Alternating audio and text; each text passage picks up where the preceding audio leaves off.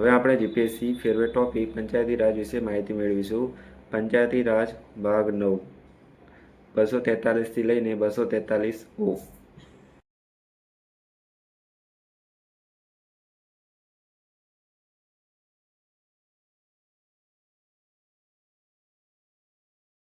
અનુચ્છેદ number 243B. બી એટલે શું થાય? બાંધેલું. જિલ્લા, તાલુકા, ગ્રામ તેના વિશેની માહિતી આપવામાં આવેલી છે બીની અંદર. બી એટલે શું યાદ રાખવાનું? બાંધેલું. બાજુમાં વધુ માહિતી આપેલી છે.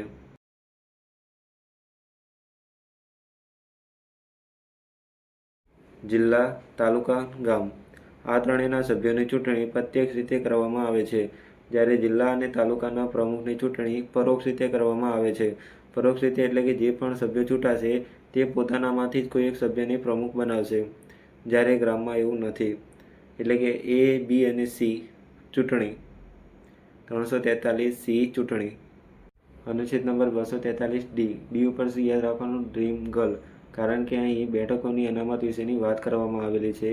સૌથી વધુ બેઠક એટલે કે મહિલાની વાત કરવામાં વધુ આવી છે, તે માટે ડ્રીમ ગર્લ યાદ રાખવાનું. બીજી માહિતી બાજુમાં આપેલી છે. અનુચ્છેદ નંબર 243C સભ્યોનો કાર્યકાળ આપવામાં આવેલો છે, જેની અંદર સભ્યો કેટલા સમયગાળા દરમિયાન પોતાના પદ પર રહી શકે છે. જિલ્લા, તાલુકા, ગ્રામ આ ત્રણેય પોતાના પદ ઉપર 5 વર્ષ માટે રહે છે. પરંતુ ધ્યાન રાખવા જેવી બાબત, 5 વર્ષ પહેલાં કોઈ પણ બાબતે 5 વર્ષનો સમયગાળો હોય અને 3 વર્ષ માટેનું વિસર્જન થઈ જાય તો બાકીના 2 વર્ષ વચ્ચે તેના માટે ચૂંટણી કરવામાં આવશે, નહીં કે ફરી 5 વર્ષ તેને સોંપવામાં આવે. એટલે કે બાકીના 2 વર્ષ માટે ચૂંટણી કરવામાં આવશે. પરંતુ જો 6 મહિનાનો સમયગાળો વધ્યો હોય તો ચૂંટણી કરવામાં આવશે નહીં. બાકીની માહિતી બાજુમાં આપેલી છે. અનુચ્છેદ નંબર 243F. એફ એટલે શું થાય? ફાલતુ. બંધારણની ભાષામાં તેને ગેરલાયક કહેવામાં આવે છે. તેની માહિતી બાજુમાં આપેલી છે. અનુચ્છેદ નંબર 243G. જી એટલે જવાબદારી. જી એટલે શું યાદ રાખવાનું? જવાબદારી. સરકારે પોતાની શું જવાબદારી નિભાવી તેના વિશે વાત કરવામાં આવેલી છે.